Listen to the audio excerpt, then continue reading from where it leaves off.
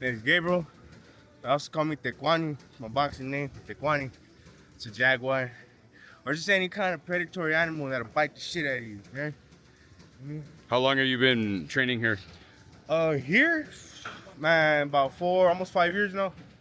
You know what I mean? On and off, but I've been like the last year and a half, really been like, you know, really pushing, really, dropping my weight, and really getting serious about it, getting my fights up, getting my experience up.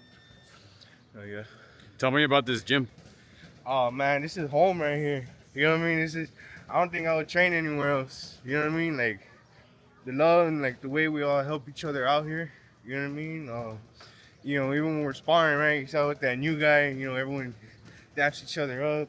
Everybody's giving each other advice. Even when we're sparring each other, when we get out of the ring, we're like, hey, like you're dropping your hands, so that's why I kept catching you with that, that overhand, or you know what I mean? When you're leaving your hand up, that's why I keep catching you with that body shot. We're all trying to help each other.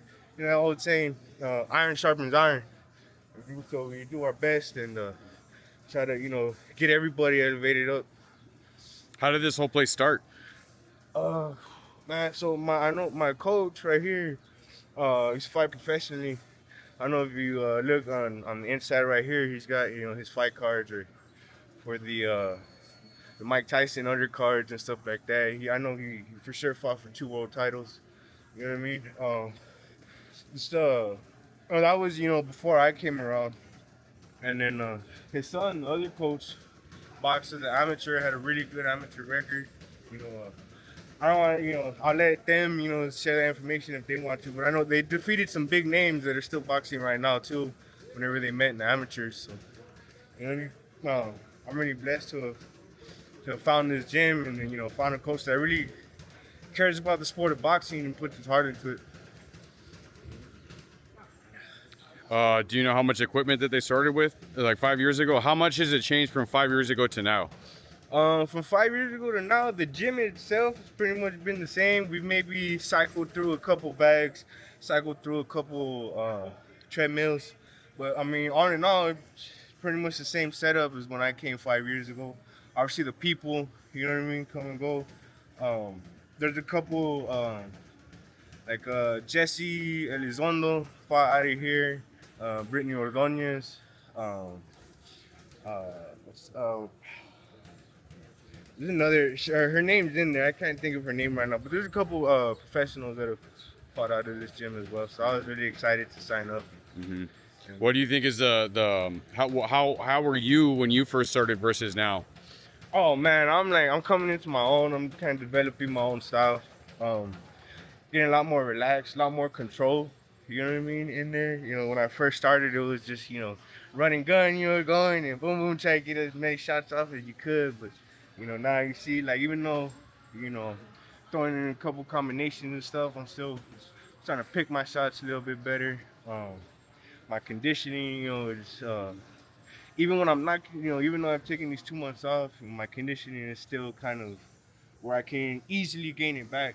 You know what I mean? Mm-hmm. They say once you have that fitness, it's easier to get it back after you lose it. You know what I mean? And that sentiment right there. When I first started, man, I couldn't even do like a minute round. I was gassing out.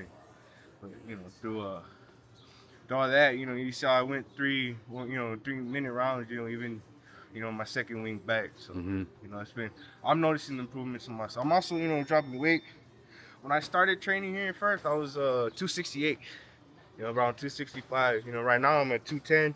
Mm-hmm. You know what I mean? So you lost about 50 pounds. Yeah, over the course of this fight. Well, the last 20 pounds have been just these past 2 months. Oh wow! I was taking my break because you've been really like locking in. Yeah. Mm-hmm. Or you said taking your break? No. Yeah, like I was taking my break. Sometimes it can be a little hard to diet while you're training because you need that fuel. Yeah. And when you don't have it, sometimes like back in November, this past November, we went to another gym and I had dropped like 20 pounds in something like 2 weeks. Mm-hmm. And I would try to go spar at another gym and I have no strength, my body wasn't listening to me. You know what I mean? I got pieced up pretty bad. You know what I mean? And old black eyes, popped blood vessels, busted nose. You know what I mean? Like the whole works. I look like I came out of a bar fight. But since then, it's been It's been really good. That's awesome, man. What are your plans for the future?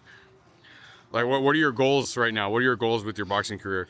Uh, right now, for this year, I want drop the weight. I want to be 175 by the end of this year.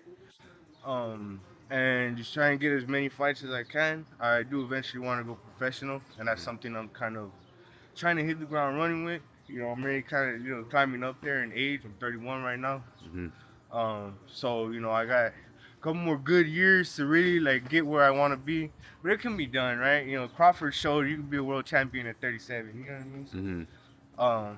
But yeah, I want to go professional, and hopefully have this as a means to take care of my family, and maybe even like train other people in the future. Maybe be a coach yourself. Yeah. Would you ever start a gym like this in the future? Yeah, definitely. Honestly, like, if I do decide to go the coach route, my coach is the first one I would talk to about it. You know what I mean? And maybe start doing that here. Like I said, this is home base.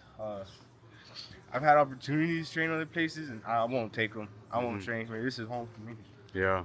You said you've been coming here for 5 years. Yes. 5 years. And what made you want to get started boxing? So I boxed in middle school. Actually, my 8th grade year I boxed. I did like maybe 6 months. But it's a real lonely sport, and when I was 13 years old, I didn't really have the discipline to stick with it. I noticed I couldn't hang out with my friends no more. I couldn't be on the streets. I couldn't smoke weed and drink and stuff like that. And those were like choices that my 13-year-old mind wasn't really capable of making for himself. So regrettably, you know what I mean, I left and chose to hang out on the streets with my friends. But then I had a really life-changing event when I was about 25, 26, and kind of hit rock bottom. You know what I mean? And my stepdad asked me, hey, you want to start boxing again? I was like, hell yeah. So he hit up. He was a mechanic for Louis Villarreal. He runs Ferocious Fitness, another boxing gym out on West Avenue. And Louis sent us here. You know what I mean? And rest is history. Nice. I've been here ever since. Hell yeah. What are some other changes or goals that you would like? You said you wanted to lose some more weight. Have you started fighting in like amateur tournaments or anything? Yes, actually, I just did Golden Gloves this past February. Oh, wow. The Golden Gloves tournament, my first fight too, Golden Gloves. But that's also why I'm trying to get out of the heavyweight division. Because the dude I fought was, huge. Like 6'4", you know what I mean? I was like, man. I'm trying to hit him like, yeah. You know what I mean? And it wasn't really working out for me. So even if I get down to 175, people are still gonna be taller than me, but they're not gonna have all that weight and that mass behind. You know what I mean? So it's kind of leveled it out a little bit. At least, not that it can't be done. But me personally, what I learned was that I need a little more experience to, if I do decide I want to fight at that weight class. Yeah. Y'all need to go 1 minute, okay? Here we go. You know what I mean, right? I like running. I live by St. Mary's, so there's a lot of hills. Yeah. So I like to attack those hills. And as I'm running, that's what I'm doing. I'm just looking for the next hill. You know what I mean? So run up that. You know what I mean? And that gets my legs right, gets my lungs right, and gets my mental right too. Do you feel like that can be an allegory for life? Is looking for the next hill to conquer? Oh, hell yeah. You know what I mean? For sure. You know what I mean? That's what life's all about, right? There's always going to be another obstacle, whether it's physical, whether it's mental, whether it's emotional. You know what I mean? Life is just full of hills, like roller coasters going up and down. Some days you're kind of cruising at a downhill, a relaxed pace. I mean, some days those hills just come out of nowhere. You know what I mean? And you gotta kind of hurdle over them if you can. Power through, keep powering through. Yeah. Well, how's your diet? Like, what do you do? What do you eat? Right now, so the past 2 weeks I've been in maintenance. After this week, I'm gonna start cutting again, and that's basically just making sure my protein's there. Ground turkey, ground chicken, lean ground beef. Bison, whatever. Lean meat. So lean meat, and then do you eat any carbs too? Yeah. Especially when I'm training, you need the carbs. You need the glycogen storages in your muscles. So rice, potatoes are my two main sources, and then for veggies, Broccoli, carrots. Carrots is like a staple. I always got carrots on my plate. But I always try to, even if it's not broccoli, I try to mix it up and make sure I got some kind of green on my plate. And fruit. Watermelon is king right now, especially right now. It's watermelon season. Watermelon, oranges, and mangoes, berries. Those are, basic stuff. Nothing too complicated. I know you're very proud of your Aztec lineage. Do you ever eat chia seeds? Yes, Chia seeds, amaranth. That's where I get the turkey from. Turkey is one of those ancestral foods. You know what I mean? As far as veggies, squash. Try to get those in. The potatoes, obviously that's why I say the potatoes are king. Been eating those for forever. And then even I've been kind of helped me get my my micronutrients. Things like spirulina and things like that. Those are things that I've been eating, in Mexico and just in this area, as far with Teco, right? Or South Texas and northeastern Mexico. A lot of the ancestral foods are like the tunas, the prickly pears, pecans, obviously the venison. A staple of mine is venison picadillo. Yeah. You know what I mean? Like rabbits, rabbits and duck can, depending on where you're getting from, if you're not hunting them yourself, they can start getting a little expensive. But, being in the native community, I have access to venison, pretty regularly. Turkey is pretty much available, all over the place. You know what I mean? So I try to, corn, squash. Corn's another big one. I make my own tortillas. I try to stay more with like the blue corn, stuff like that, away from like the modified like yellow sweet corn. Yeah, exactly. So you're consuming a warrior's diet while doing a warrior's lifestyle. So you're fighting and you're running and you're training and you're eating and you're fighting and you're running and you're training, and then that integrates into you representing your culture. Okay. Exactly. A lot of those warrior ways are kind of lost to us now. 'Cause obviously, right? I can't go and do raids and stuff like that. It's illegal now, right? You know what I mean? It's crime in this society. Yeah. Right. So that's why, especially a lot of our people get involved in like criminal activities, right? Because we lost a lot of those outlets. Those used to be pathways for us to express that energy. And in this society, it doesn't reward that. In fact, it punishes that. Yes. So things like combat sports and boxing, I feel like anybody who has a native background or a Chicano background, Hispanic background, things like this are perfect for us. You know what I mean? To keep us out of trouble, keep us off the streets. You know what I mean? They're like the perfect outlets where we can express that energy in a safe way and a legal way as well. What message do you have for the youth out there, to especially youth of native background? Yeah, just the youth in general. I noticed, especially in today's day and age, it's a lot of gun violence, right? And a lot of gang activity, and like I fell victim to that as well. Like I said, I stopped boxing because I wanted to hang out on the street with my friends, be a gang member, and all this stuff.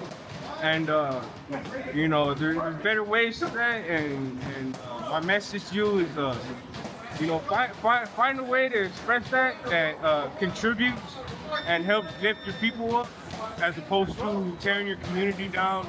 And because that's what these outside forces want from us, right? They want us to destroy ourselves. You know what I mean? So even though this is a violent sport, it's brought me the most peace of mind that I've, had. Yeah. Do you feel like it's brought you closer to your creator as well? Oh, definitely. It's meditative, real, especially when you enter a flow state, you know what I mean? And everything just clearly, it's like those creative energy, that energy of the creator is kind of channeling through you. You can definitely feel it. It's like, even when you're running, you know what I mean? You're running and, you're getting your mind focused, and it's a prayer in itself, Hopefully within the next year or two, I'll be making my professional debut, assuming this amateur career goes the way I want it to. And, just all peace and love and all power to the Most High and to the powers that have me here walking this red road and staying on this path, the righteous path, the red road that I'm on. The red road. Yes. I understand. Thank you, Gabe. I appreciate you. Yes, sir. Thank you. Thank you.